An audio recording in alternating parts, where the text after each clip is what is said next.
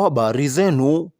Matokeo ya uchaguzi wa udahili kupitia mfumo wa udahili wa pamoja, kwa kifupi unaweza ukaita KAS, kwa kozi za afya na sayansi shirikishi kwa mwaka wa masomo 2026-2027 awamu ya kwanza. Sasa taarifa yapo, isome kwa makini taratibu kabisa.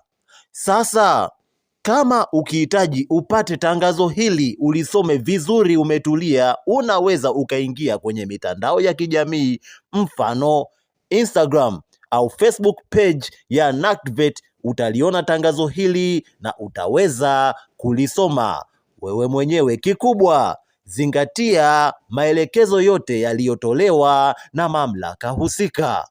Kila la heri.